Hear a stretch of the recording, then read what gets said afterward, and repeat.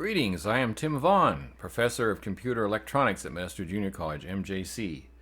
This video describes the 4 college credit courses that comprise Level 1 of the MJC Computer Electronics and Computer Support Specialist program, which is known as the Computer Support Technician Level 1 certificate. So in this presentation, I'm going to talk about what you do in those courses, a little bit more details. So it's a kind of a continuation of the Part 2, but it's focusing more on what's in the courses. So what is in the 4 core courses that make up the Computer Support Technician Level 1 certificate of the Computer Support Specialist program? What do they look like? The primary learning activities of the 4 core courses of the Computer Service Technician Level 1 certificate are from the Test Out courseware. Course 1 and Course 2 are based on the Test Out IT Fundamentals Pro courseware. Course 3 and Course 4 are based on the Test Out PC Pro courseware. Each of the 4 core courses will complete 4 of the 16 Information Technology Fundamentals hands-on labs in preparation for the Arduino Fundamentals certification. If you choose that option, you don't have to do that, but that's recommended. If that's what the kit is for that I talk about in the previous presentation.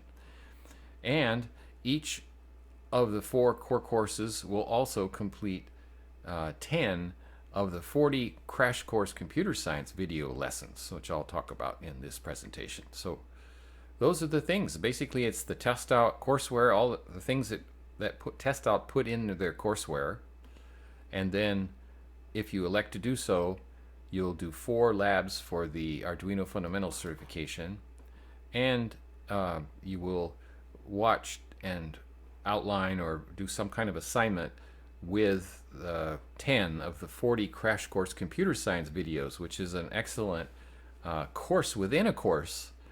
It's a survey course on computer electronics created by I'll describe it later, but created by some YouTube personalities working with the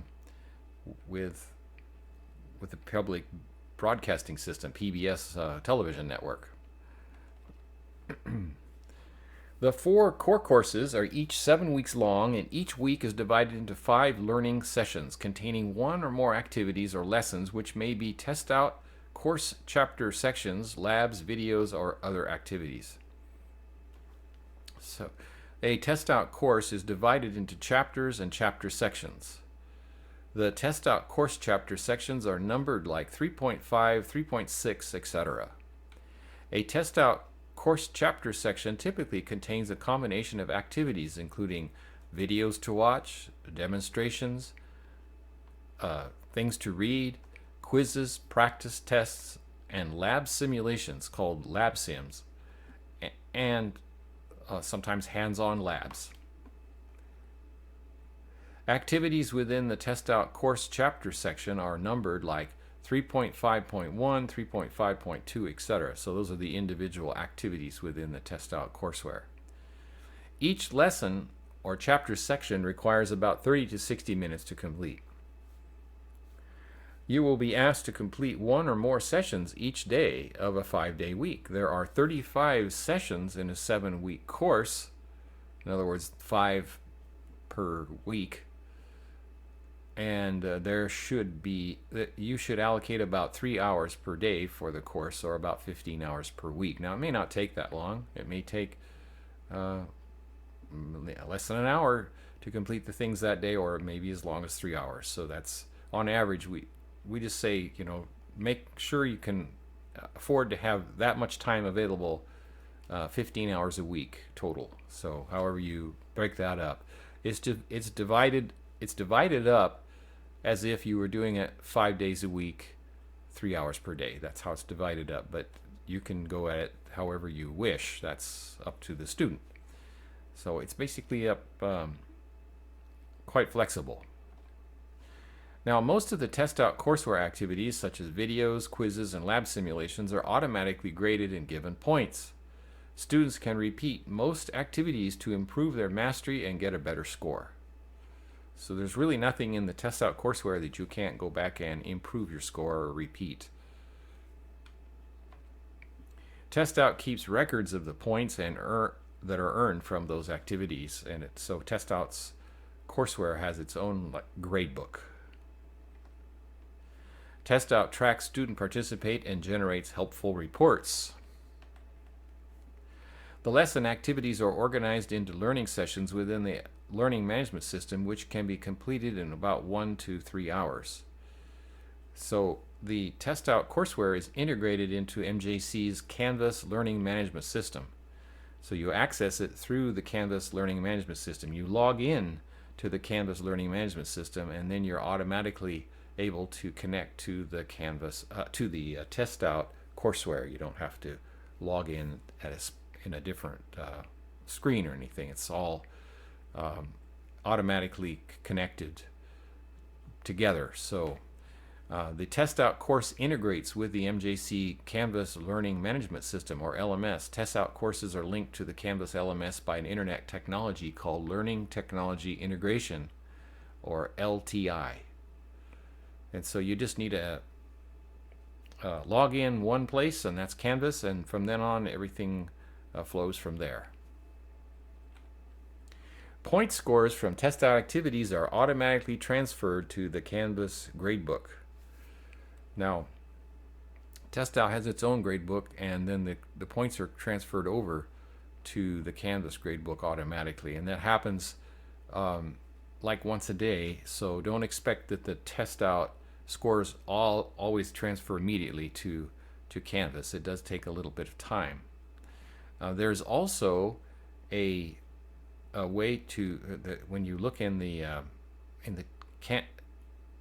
TestOut lessons, there is a course outline button on the upper right hand corner of the screen. If you click on that, it will list the individual chapters and sections and all of the individual activities, and there will be a green check mark next to each one of those as you do them. So you want to make sure that you complete all of the activities that the TestOut course outline has in it.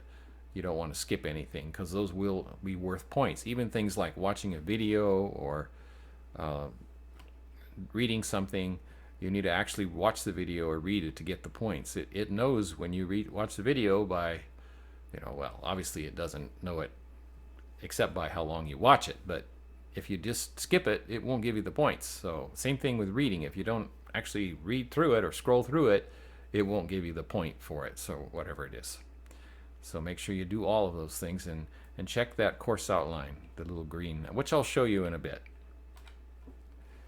Computer Service Technician Certificate students may receive practical hands-on computer technology experience in multiple ways, including lab simulations, computer electronic labs using the Computer Technology Learning Kit, that's the Arduino kit, refurbishing recycled computers, and paid or voluntary internships. As described in part 1 of this presentation, the Arduino hands-on labs will help you learn more about the basic principles of information technology, or IT. The Arduino Fundamentals Certification is an online exam that provides certification of your knowledge, including topics in basic electronics, programming, and physical computing, as listed above. For those students who elect to participate, you will only need to complete 4 labs in each of the 4 core courses, which is so that'll complete all 16 of the labs that are provided by the Arduino Starter Kit and described in the learning manual. It comes with this nice book. By participating, you will earn extra credit in the courses as you prepare for the Arduino Fundamentals Certification exam. When you pass the exam, you will then be able to earn an additional unit of college credit towards the more advanced certificates and/or an associate degree in computer electronics from Modesto Junior College, MJC. So that's level 3 and level 4. That credit will apply towards that. Students often say it is their favorite part of the 4 core courses. And you can look for more information if you look up on www.arduino, that's arduino.cc/education/certification. Arduino is an organization that was created in Italy, so that's why it kind of has that Italian sounding name, and it was created to help people learn about computers using very inexpensive little simple computers that are easy to understand. And and very inexpensive to buy.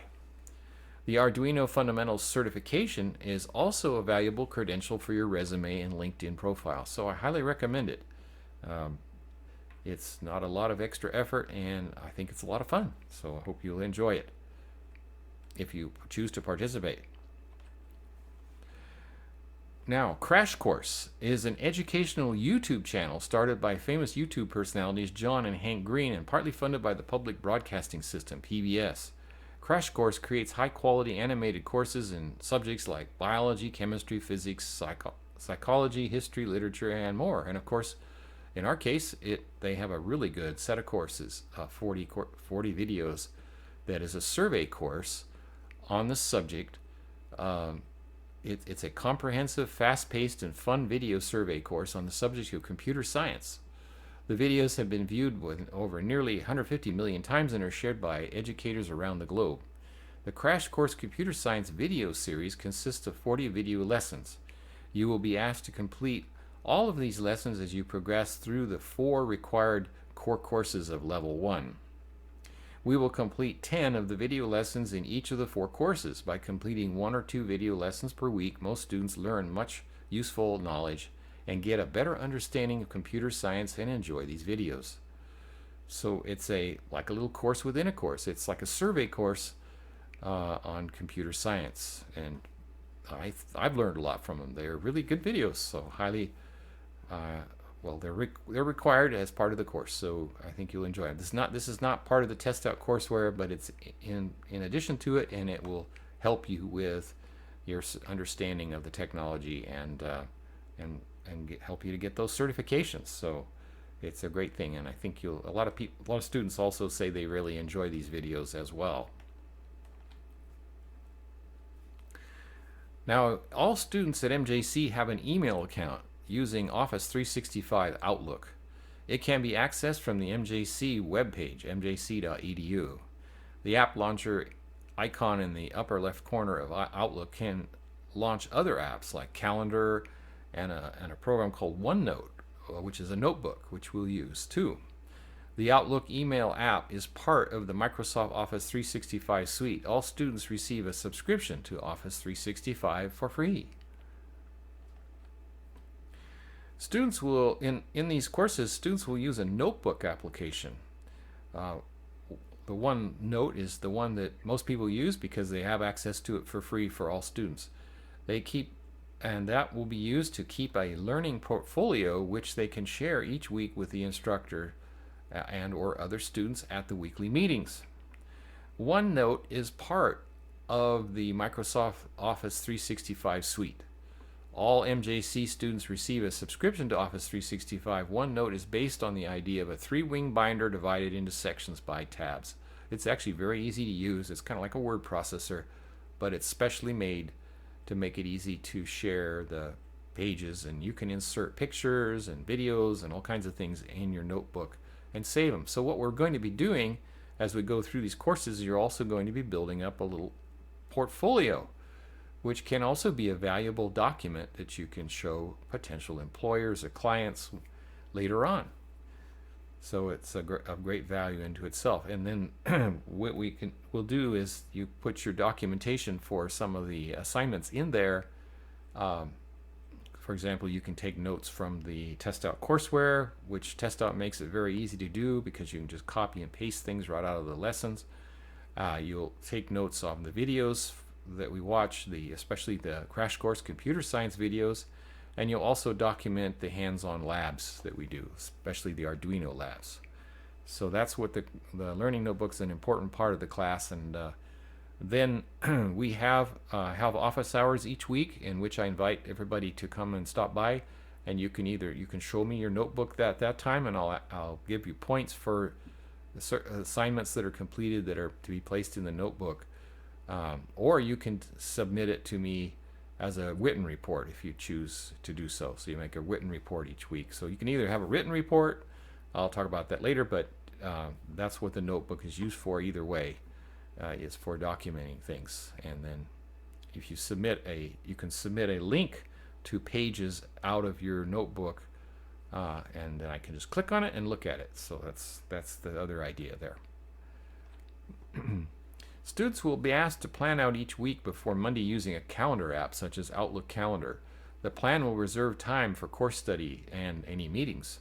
The instructor will ask to see the plan at the weekly meetings sometimes. I don't always do that, but I would like students to get in the habit of using a calendar in some way. So I use a calendar. If I didn't have my calendar, I would be lost. I forget things quite easily. So it's a great thing to have. Just like the notebook, I use a notebook as well. So it's a great thing to have. It's hard to keep all this stuff in your head, all your meetings and appointments and things like that. So those are great help.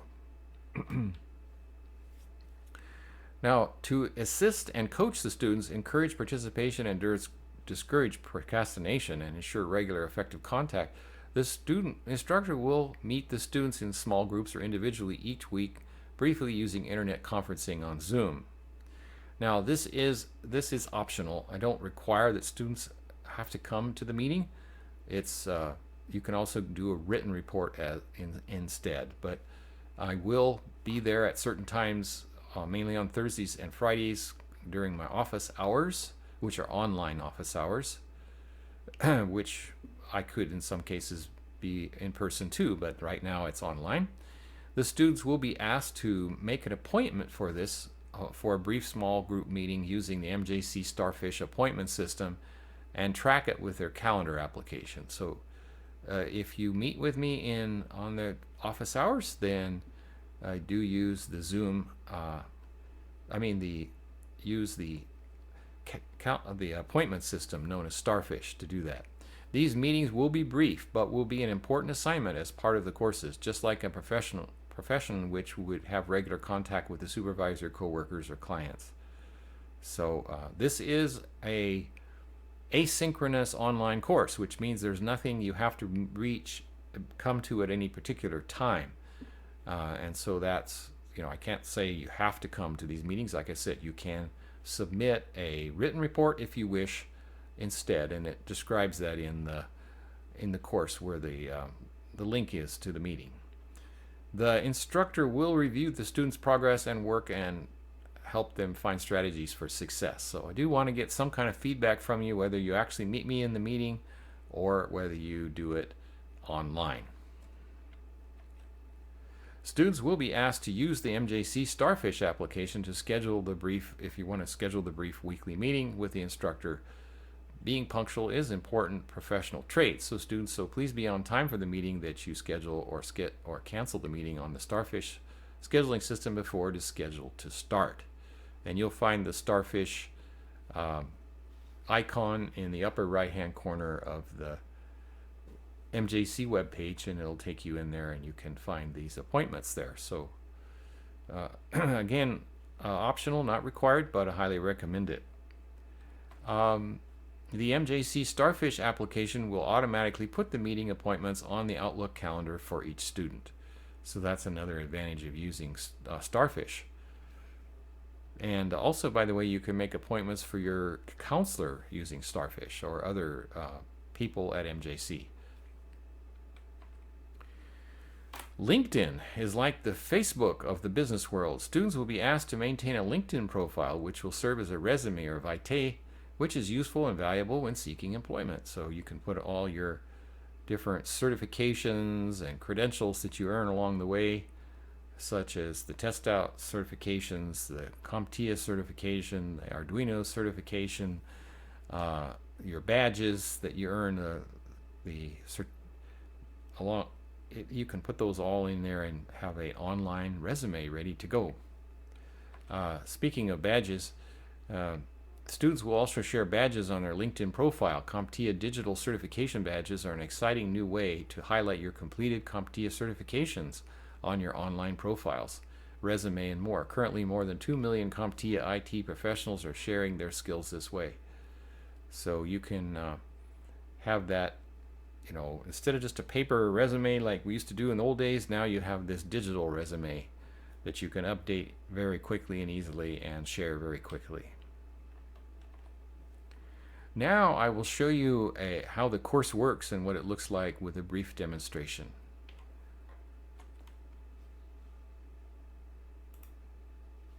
So first of all, to get into the course, you go to the MJC web page and you click on Canvas here.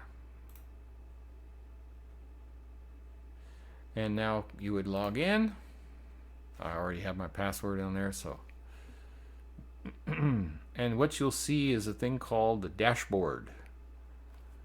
So I'll show you a previous course here that we ran this last summer. I'll click on that. And then you'll see when you open it up, you'll see what's called the home. And at the top there may be an announcement. Then right below that there's the general information module, and then there will be the weekly modules.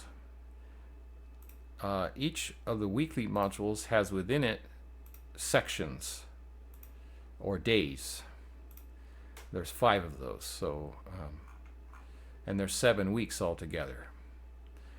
So first off, let me just show you the general information module, because it has a lot of information in it. One of the things that you'll find in there is this welcome to the course, so read that. And then there's the course syllabus.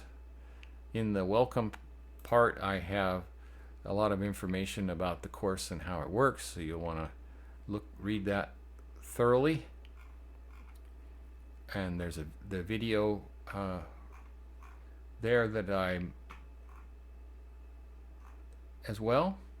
And so that's an introduction to the program, and there's a lot of information there about it, which some of those things I've described in these videos, so it describes them again in that.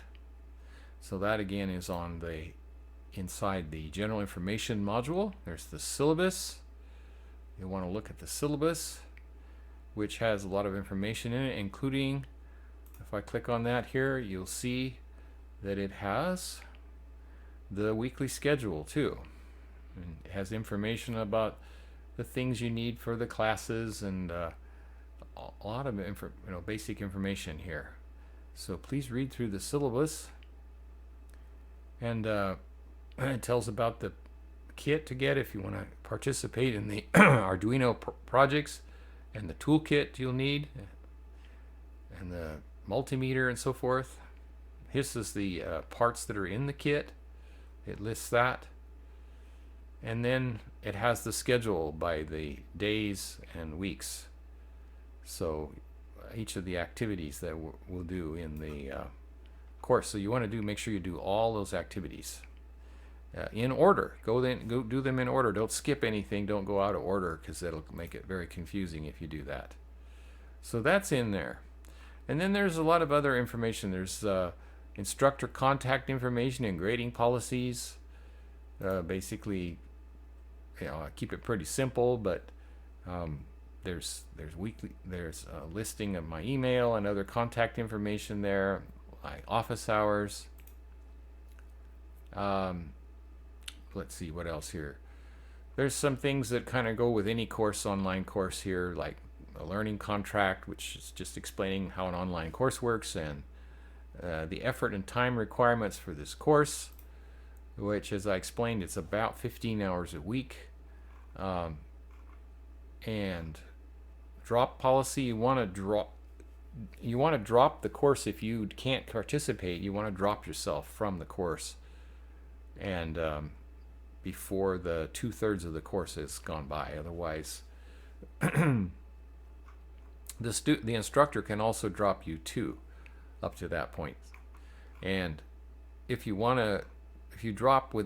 decide you didn't want to take the course after the first day or so, then you want to do that quickly, because there is a certain date, which is on the syllabus, by which you can get a refund. After that, there's no refund for the course. Now, a lot of the courses are free now, so that may not be such an issue, but you really don't want to. You want to drop yourself rather than letting yourself have the potential of failing the class just because you just stopped. Now, the student again the instructor can drop the student if they fail to participate and they seem like they're going to fail. The instructor may drop you. It doesn't have to, but after what's called the census date, Then there's a certain date though, which is listed on the syllabus, after which if you drop, which you can't drop, and the instructor cannot drop you either. So after that date, if you just have very low score, you will fail the class. So don't want to do that, right? So that's important. What to complete each day and week. You want to know what to do here on the courses, and that's basically the idea that you should set aside 3 hours a day, 5 days a week, or a total of 15 hours per week. And then you kind of divide things up. So it's kind of based on a 5-day work week, up as much as 3 hours.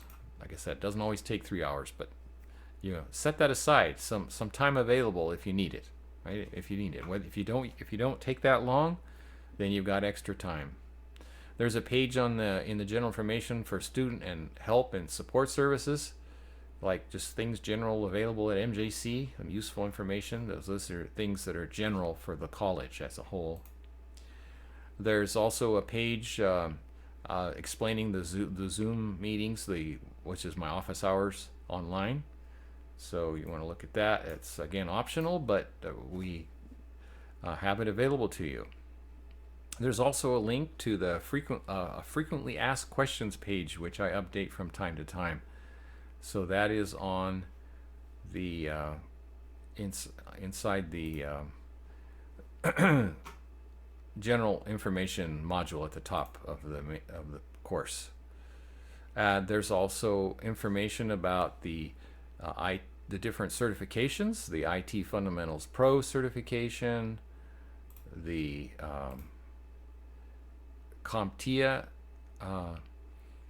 IT Fundamentals, and so forth. So you want to check those out. Those are on there.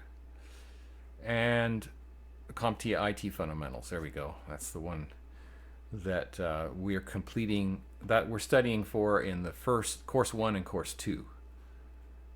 And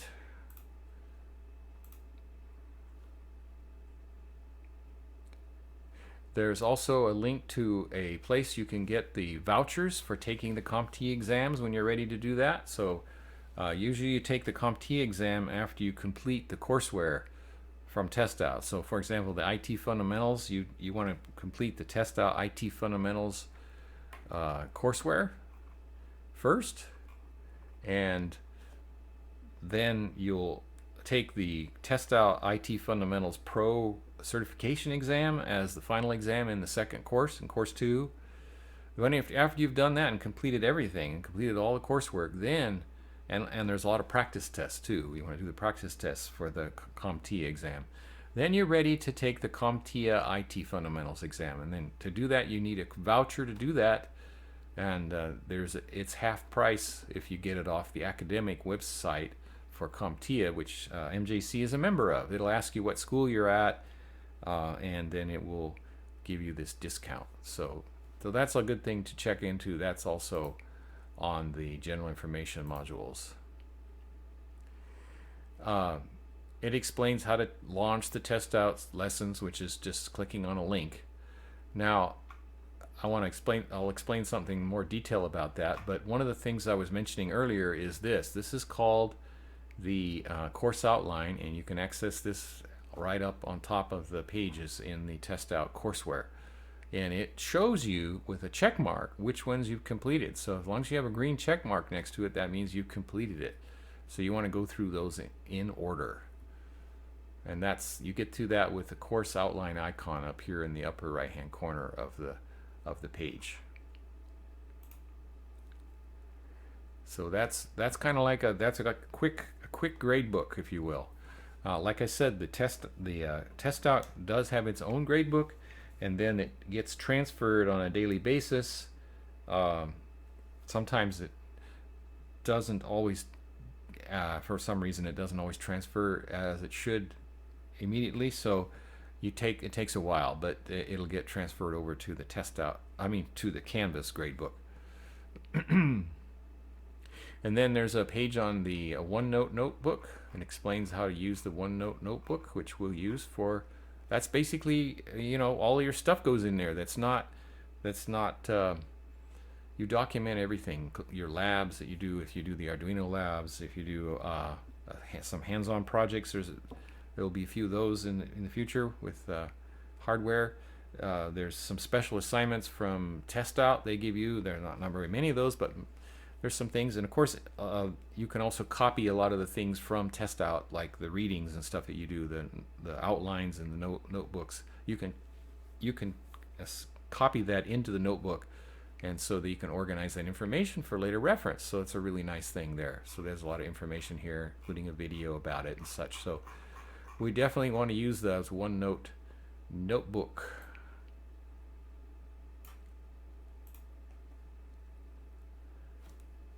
The Arduino Fundamentals Kit and Certification, it explains that. And again, this is an optional program, but part of the program, but it's highly recommended. So you'll learn a lot about technology and understand it better, have a better appreciation for how it all works, and it'll help you with troubleshooting and a lot of things. So I make it optional because some students just want to get their certification as quick as possible, and they don't want to. They're not interested in the electronics and the technology part of it as much. So for them, I don't require that they take it, but it's highly recommended. So and you get extra credit for completing the Arduino. And a lot of students say this is their favorite part. So although it's extra credit, I would recommend it highly. Then there's the book that comes with the Arduino projects kit. It has its own lab book, and it includes in there the 16 labs that we'll go through in the 4 classes. We'll do 4 labs in each of the classes. So it gives detailed directions on how to complete each lab, and the purpose of these labs are specifically designed to help you pass the Arduino certification, the Arduino Fundamentals certification. So highly recommend that. You will learn a lot.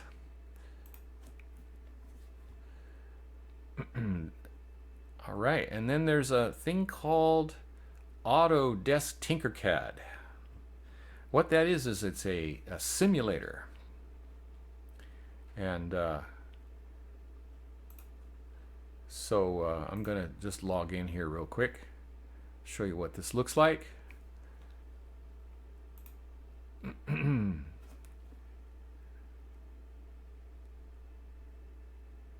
So I'm already logged into Google, and it logged me in through my Google account. So you can do that too. If you have a Google Gmail account, it'll work for letting you log into Tinkercad. And these are just little projects that we've completed here. Now what I do is I encourage people to, these are for the Arduino labs. And you can actually do the Arduino labs largely by using the simulator. So that's another option. Some students elect to do the Arduino labs with the simulator rather than with the hardware, but I recommend doing both. So I give you extra points if you do it with both. You get extra points, but you still earn points if you do it with just the simulator. So if you're short on money, don't want to get the kit or whatever, you can't for whatever reason, you can still do the labs with the simulations. So for example, here's a little simulation that we did. This is one of the first ones you do. This is a classic. By the way, what is the Arduino? It's a little computer. It's a single board little computer that uses a single chip micro processor called a microcontroller. So it's a computer chip that has everything a computer needs all in one chip. It's got the processor, of course, the CPU, central processing unit, and it has memory, and it has input and output. So basically all the parts you need to make a working computer. And you'll learn a lot about that when about our computer architecture, by the way, in the Crash Course Computer Science videos. So this is really great for that as well. So that's the little computer, and it's real simple. Most of the computers that we use on a daily basis, whether it be our desktop or laptop computer, a tablet, or our phone, which are all computers, they kind of hide the electronics from us, the signaling part of it, and how those signals work. But the Arduino doesn't hide it from you. It's right there. You can connect to it. You can connect to the inputs and outputs and do things with them and program them, and then you can watch it. You can write the programs to make it do things too. So Let me show you that here real quick. So this again is running on the Tinkercad simulator, all free, by the way, from AutoCAD, which is a company that makes CAD software. So they actually bought this from another company that developed it originally, and they've developed it further. But it's a a computer-aided design program. There's also a part of Tinkercad, another kind of Tinkercad, which is for 3D models, to making 3D models to print on a 3D printer. That's also part of that's also another Tinkercad. So if you see that, that's what that is. But we're using the electronic part, the electronic simulator. And so what we have here is the Arduino little computer, and we have this black wire connected to this thing. This is called a breadboard, and it's got little strips inside of it made out of metal behind these holes, little spring strips. So when you plug a wire, if you poke a wire in the hole, it connects to the spring strips. And as you move this cursor around, you can see it light up the holes. And you'll notice that they're connected. So all these green holes right here are connected together.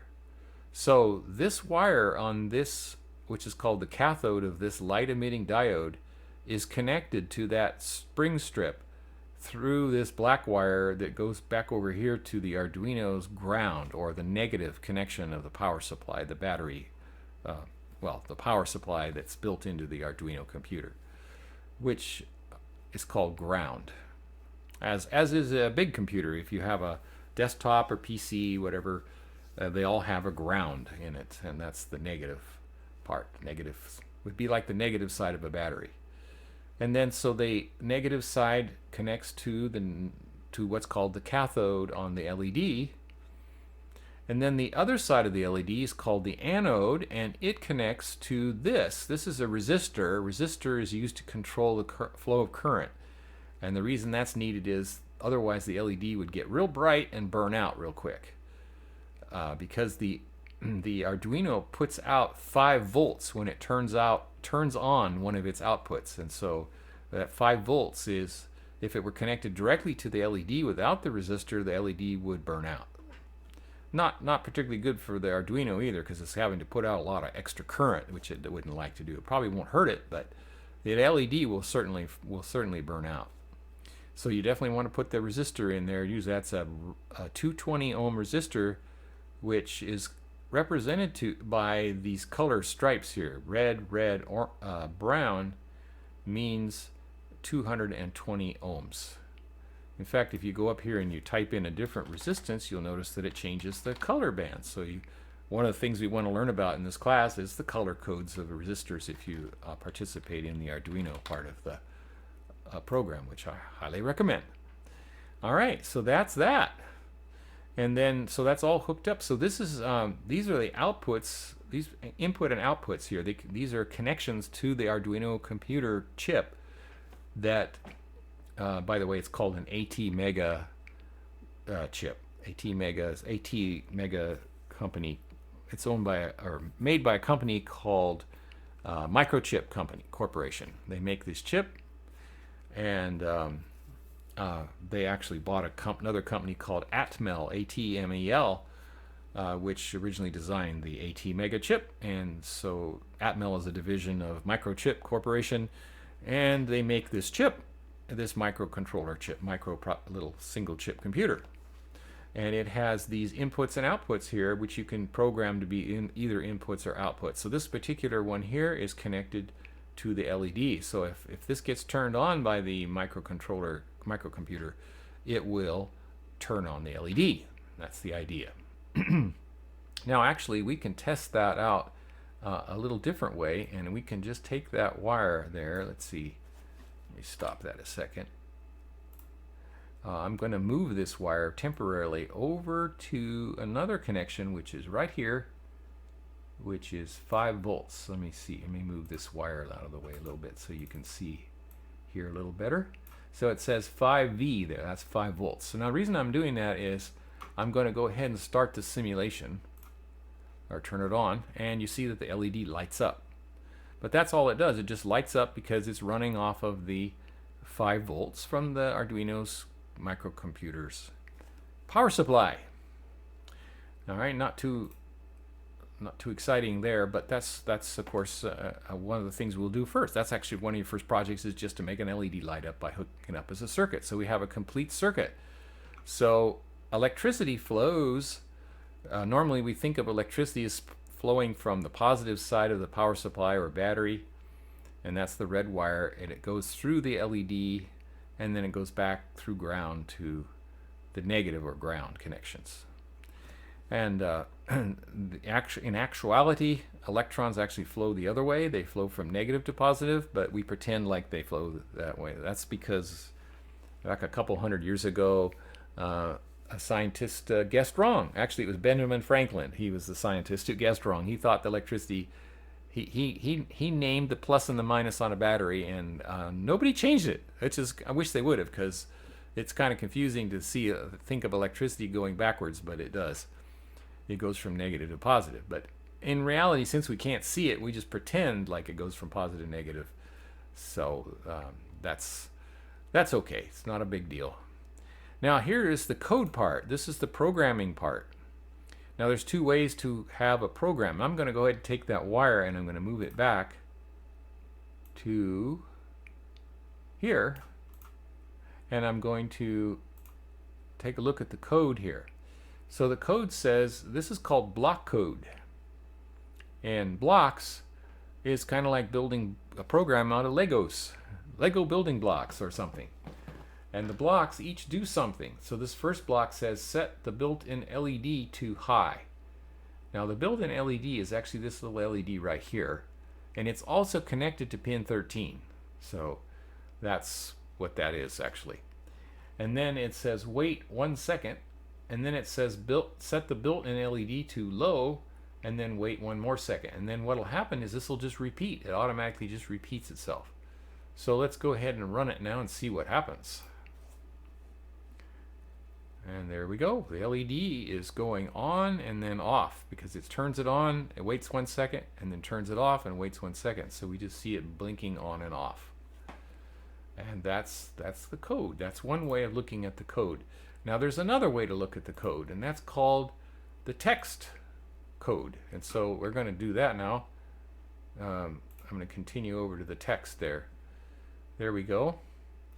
Now the text is written in a programming language called C, or actually C++.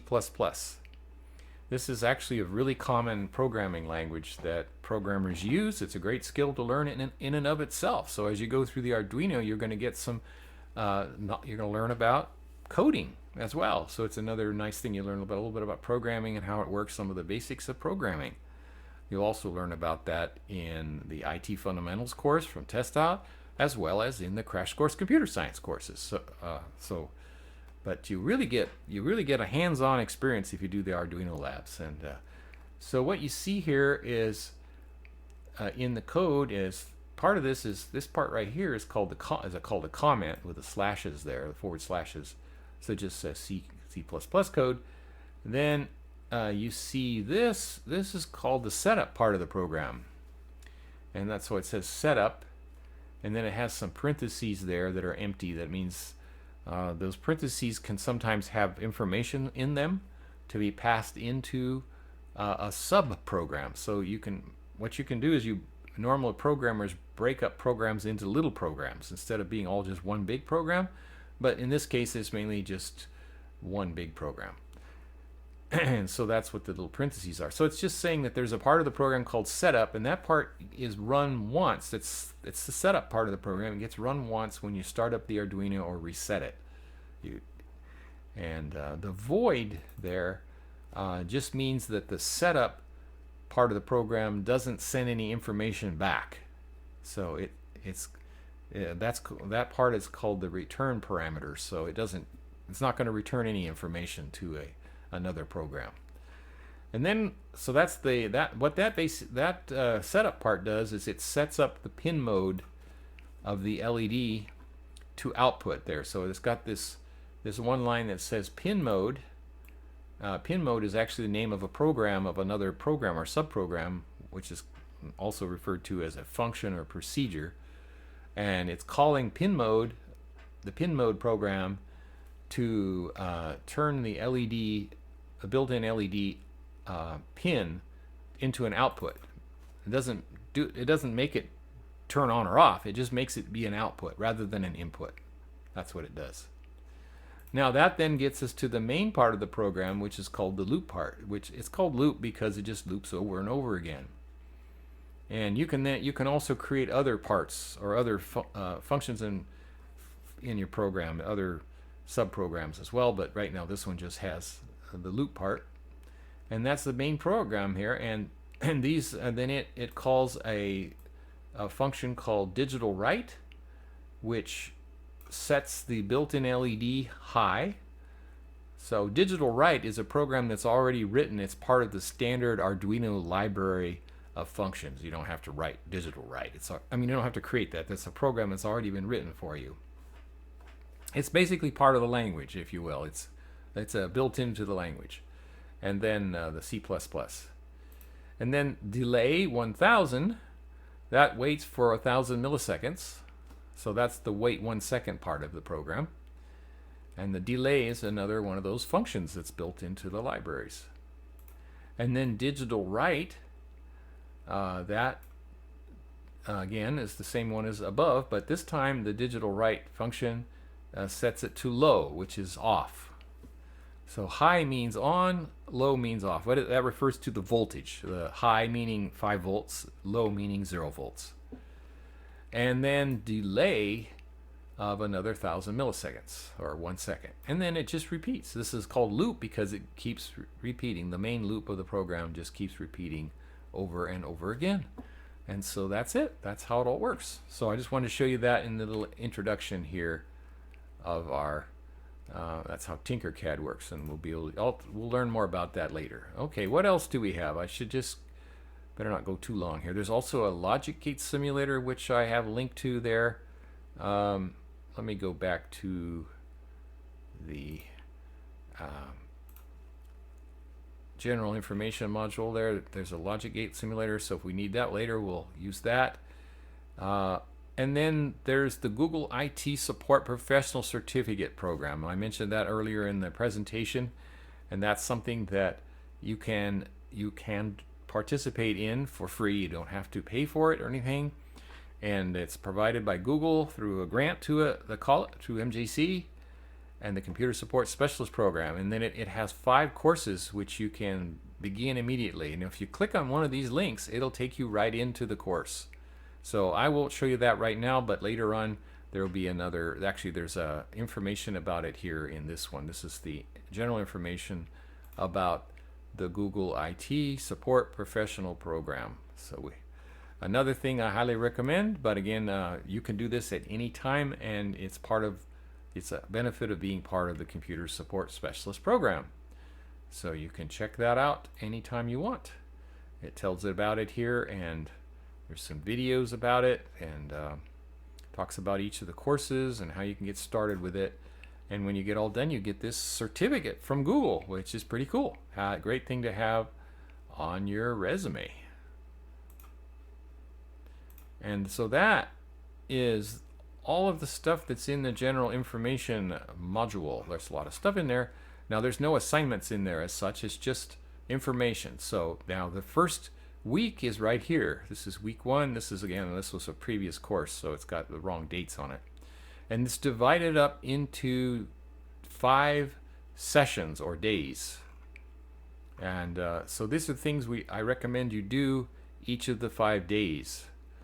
So now some of the things actually don't occur on that day, like the week 1 Zoom check-in meeting or written essay.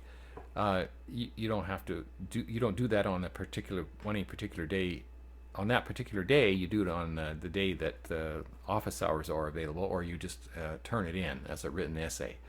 So we do that each week. We do 1 report, either written report or more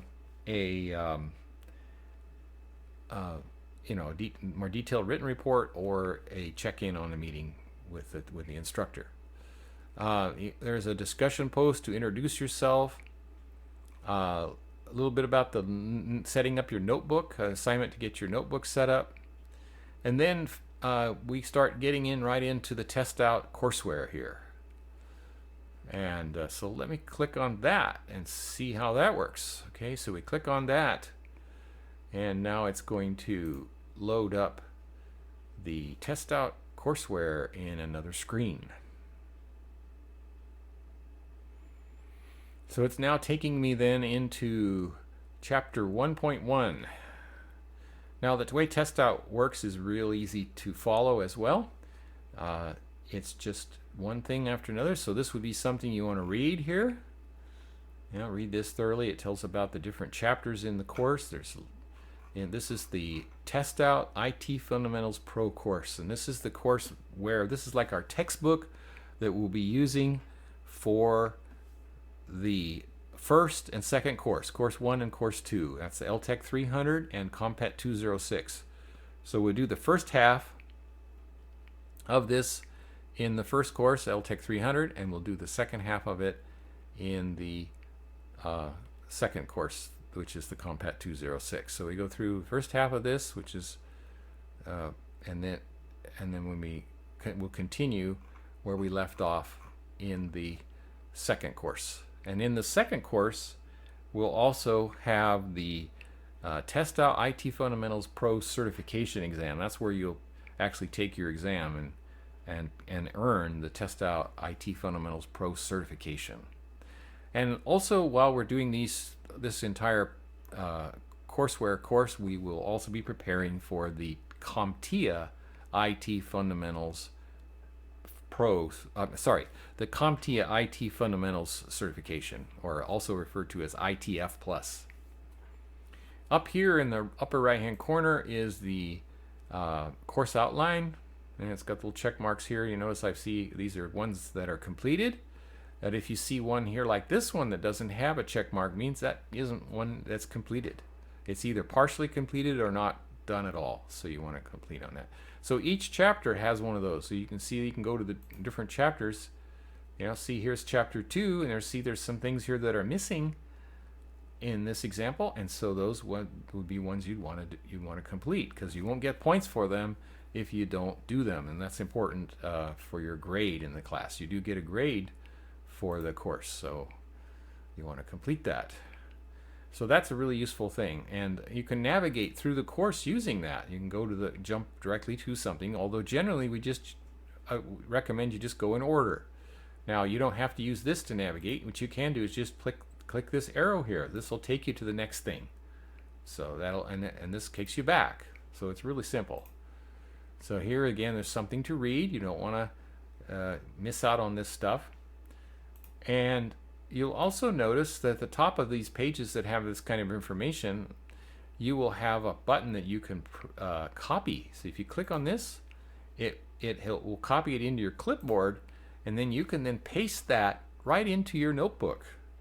Or you can paste it into another document for word processor or whatever. You can also print it out, although if you print it out, you're going to have a lot of stuff to print out, so it wouldn't do that generally unless you really want to have lots of paper and lots of ink. You can, if you click on this, it will let you also print to your printer, but you can also print to a file, which is another thing you can do, which is print to a PDF file and save it that way. So that doesn't use any ink, so that's another option. So that's every time you see those, I recommend that you just save them for as you go along, so that you have them available to you in your notebooks. All right, so that's basically how it all works. And let's see here. Let me go. I think I've got something going on here. Let's see. Did I get a printer hang up or something? Because I wanted to print. Yeah. Cancel. Oops.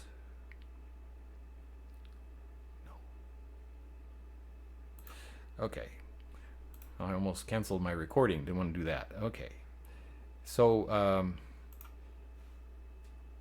yeah, that'll let you go to the next section there. I'm thinking that it's trying to print. Let's go back here. Okay, so if I go back to my home page, Yeah, and that's where I jumped to it. Now, actually, there's links to each section here in the daily.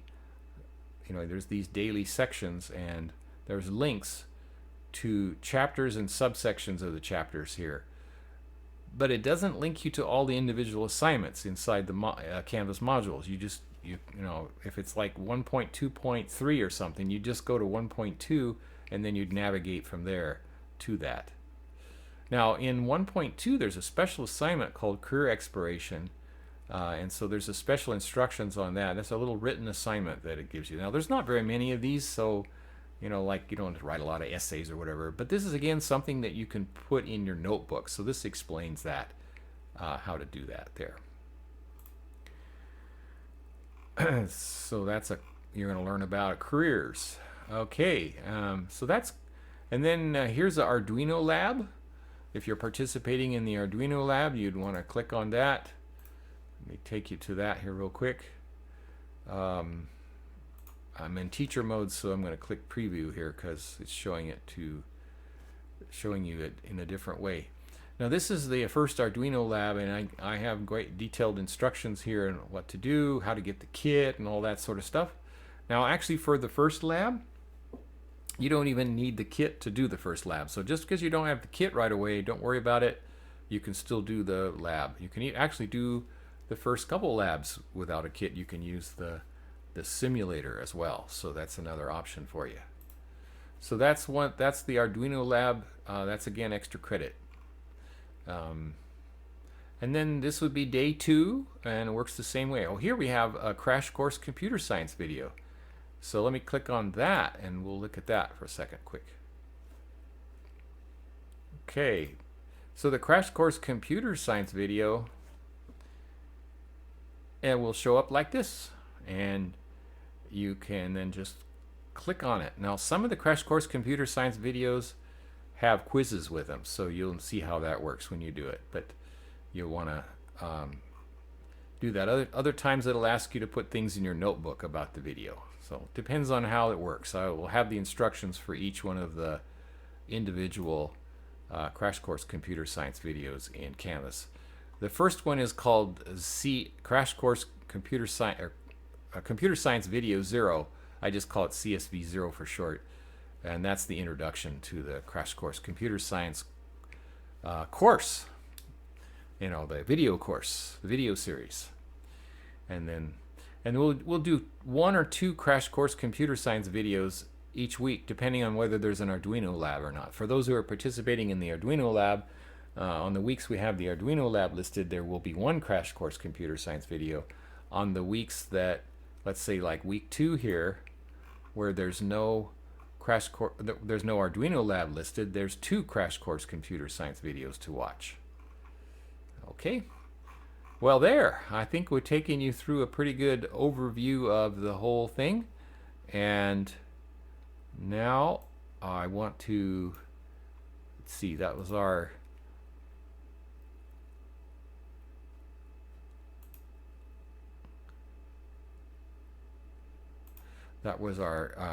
back to our my slideshow there. So that was our course demonstration. And so how do you get started on the Computer Specialist program? To begin your exciting career, to begin the Computer Support Specialist program, simply register for the first course, which is currently LTEC 300. Later it'll be changed to Compet 311 at the Modesto Junior College website. And also there's a contact information survey, a Google survey that you can fill out. You can find that on the MJC Electronics webpage at www.mjc.edu/instructions/teched/cmpet.php. All right, this is the end of part 3 of the overview of the Computer Support Specialist program. This video has been a quick introduction to the Computer Support Specialist program, and specifically this is the courses that are in the 4 core courses. There are additional videos and documentations on the program website, and there's the link for that. So thank you for watching. I know this part was quite long, but I had to show you a little bit about how the program all works and all the different activities and things, so that takes a little bit more time. Thank you for your watching the video. Enjoy. Okay. Whoops.